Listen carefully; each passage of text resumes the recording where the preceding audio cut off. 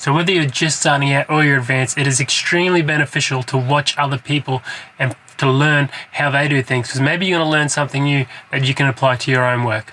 So without further ado, let's just get straight into it. Okay, so this is our first photo we have here. And for this one, it's just a simple photo. You know, the sky's pretty well exposed. It's a bit underexposed in this little corner around here. But as we get into it, we're just going to try and see what we can do with it to make it pop and really become a great photo, which it was. Okay, so what we're going to do to start off with is I'm going to get this white balance just about white. So I've clicked on my little tool here, and I'm going to pick a neutral target, which I'm going to make our cupboards where the light is shining. And that's really bumped it down a little bit, which I think is a tiny bit too much, so I'm going to bring it back up to where I think is really good, which I think's about there. Okay, so I think the exposure is pretty good, as we can see in our histogram. Maybe it's a bit low, could probably bump up a tiny bit, and that's pretty good. Okay, so I'll bring the highlights down a little bit, and we're just going to bump up our whites. And the shadows can come up a lot, and we'll bump back our blacks to add that tiny bit more clarity and contrast to the image. Okay, after this, what I like to do is try and see if there is any noise in the image before I get into anything else. So basically, if I zoom right in to the sky, I can see that there is some noise in the sky up around here, this area, and on the mountain itself. So what I'll do is I'll close this basic panel, don't worry about all this, go down to the detail panel where it says sharpening and noise reduction. So what I do is I just keep bumping this up slowly till it gets to about above 50, and that's where we'll see a big difference. Okay, so we're at about 55 now, and if we take it too far, you can see that it unsharpens the image, which we don't want. We want it to still stay sharp, but get rid of that noise. So I think around about 50 is pretty good. So the color noise seems to be okay, there's not too much, and we'll just bump that sharpness up a little bit because I want the image to be sharp and really to pop, which is good. Okay, we'll go back to the basic panel now. Everything else is looking not too bad. We might just bump up that clarity a tiny bit. You don't want to take it too far because then it'll make everything look really fake. So if I take it all the way to 100 at the moment, you can see how fake it looks. It just looks not even real. So we'll just bump it down to around about 23. So when you're using the clarity tool, there's a fine line between taking it too far and not far enough, and you really got to find that point, and it's something that each individual is going to be a tiny bit different to what your style sort of is. So I think that's a tiny bit too far there, maybe about there. Now just add a tiny bit of contrast as well to separate the whites from the blacks. I think that's a bit too much. So I think still the shadows are a tiny bit too dark, so I'm just going to bump them up a little bit as well. That looks pretty good. Maybe the highlights back a little bit more, and that looks pretty good there. Okay, I'm going to add some vibrance and a tiny bit of saturation. But if I look at this image right now, you could say, wow, you've made a big difference. Like, look at that difference. Massive. You can see the difference there. It's a massive difference. But we still want to take it that one step further. So here's what we'll do. Okay, we'll close this and we'll go down to HSL. We're not going to worry about the tone curve in this image because we changed the contrast and the clarity in the basic panel, which is basically what the tone curve is going to do roughly for us. Okay, so what I'm going to see in this image is the green's too green and the blue's too blue. Maybe the oranges could come down a little bit because in his skin I think it's a tiny bit too orange and it just looks fake. So what we'll do is we'll lower the sky to start with, maybe to about there. We'll get rid of the greens and we'll lower the yellows a little bit. Okay, I still think those oranges in her skin could come down. Well, that's a tiny bit too much. Maybe to about there. So in the sky, I really like an aqua sky because when I look out, that's what I see. So I'll just lower these blues a little bit till we find that perfect touch. And you see if you go too far, that's when it sort of becomes way too fake. So there's a fine line with the hue as well. So we might put it around 8 and maybe bump up that saturation of the blue again. Go back to the hue. So you can see that orange that I was saying. If you bump up the orange and try and make it a more skin color tone, on this it won't do it in the hue. So we'll go to saturation, we'll leave that there, and luminance, we want to really isolate our subject. So you want the eye of the viewer to be focused on us, not so much on the background. So we'll just bring up the oranges so they sort of become a lot more luminant, tiny bit, which is about there. We'll lower the greens and lower the blues. So we'll lower the blues that tiny bit.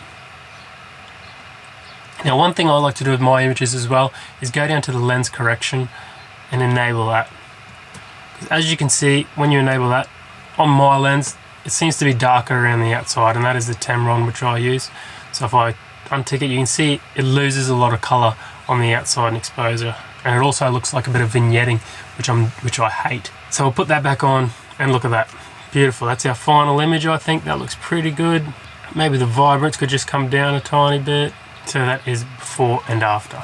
So as you can see, it was a lot flatter here where the colors are, and we're sort of bringing that out. Her skin's a lot more vibrant. The ground looks better. Okay, so we'll move on to the next image now, which I think we will do. We'll start with this one. So we've got an overexposed sort of sky here. The horse is running. It's a tiny bit blurry, but it looks pretty cool all in all. Now, as I look at this photo, I can notice that it is crooked a little bit.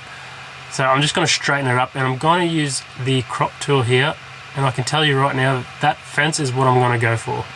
So I'm going to make that fence my little margin. Done. And that looks a lot better.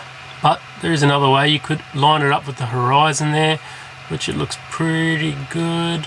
Okay, so we'll go with that. And we might even crop this into like a 1:1 sort of image. Maybe something like that. So the other horses in the image as well. We'll just start with this one now. I'm going to start on the white balance again. So I know it's a cloudy day, and I'm just going to automatically hit that. But that's not yellowy enough. So we'll bring that up a little bit. Perfect. Just get this histogram back for us. So we know the exposure needs to be brought up a little bit with the whites. Highlights can sort of come down. Whites can come up. Shadows. Yeah, the shadows don't need to be brought up too much because it's a pretty good and sharp image. We'll just bring those blacks down a little bit. Now we'll add a bit of vibrance, add a bit of saturation, and this time we'll use the tone curve instead of using the contrast, and we'll see how we go. So we'll bring that one up there, and what we sort of want to do is make an S on all the colors. So we'll go to red, and it may look a bit funny to start with, but once you go through all the colors and do it, you'll realize that you really have to do it with all of them to get the color that you want.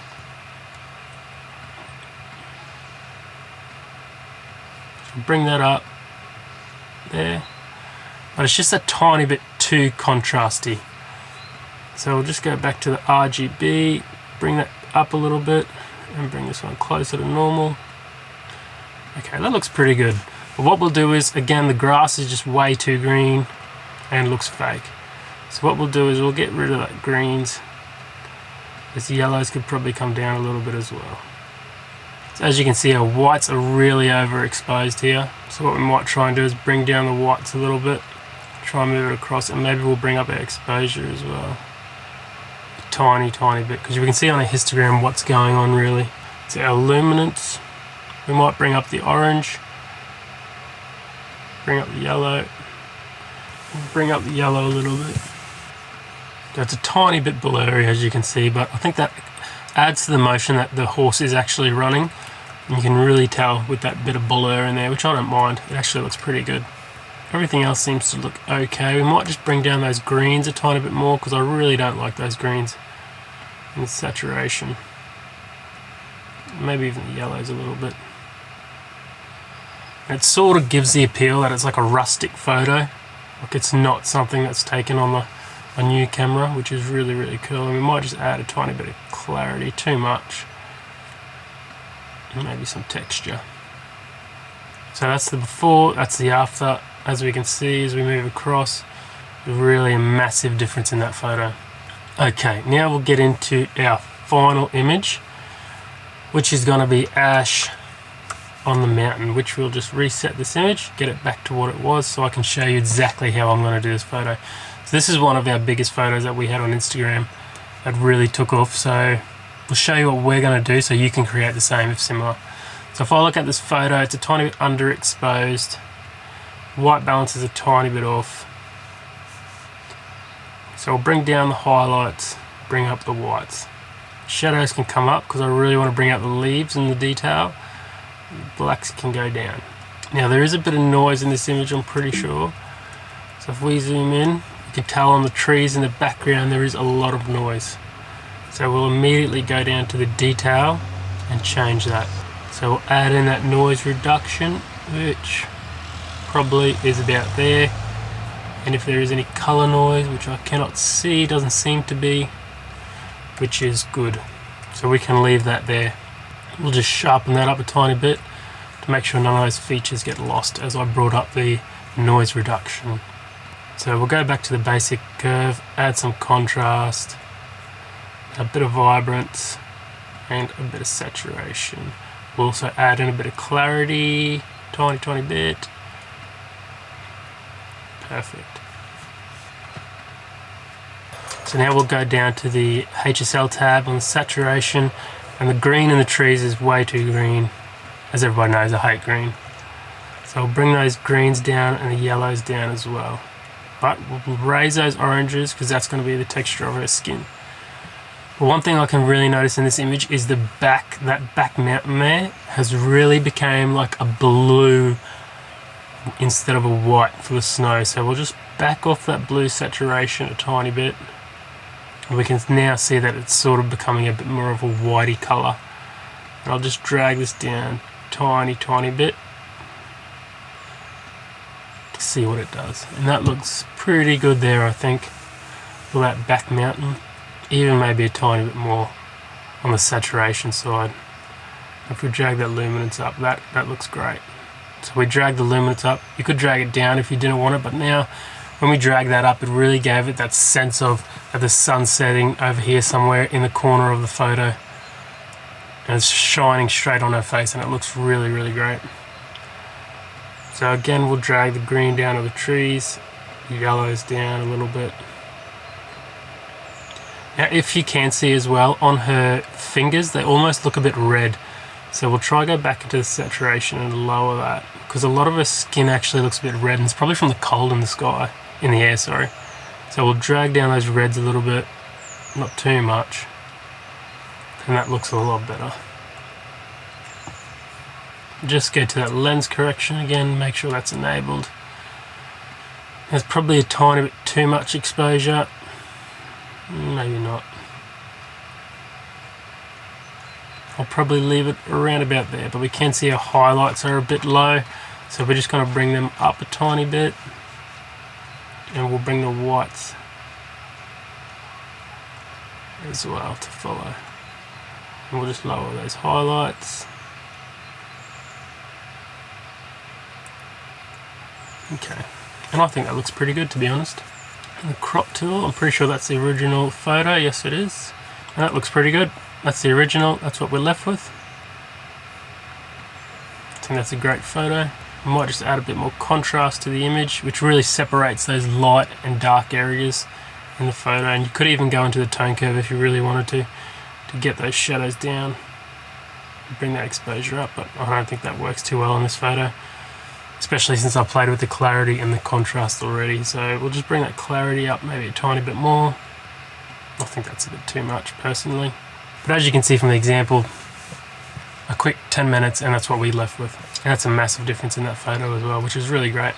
Okay guys, so I really hope you enjoyed this tutorial and watch me edit. Maybe you can learn something from it to bring to your own images, or you could drop a comment below and tell me about your editing process, or maybe link me to your own video so I can learn more as well.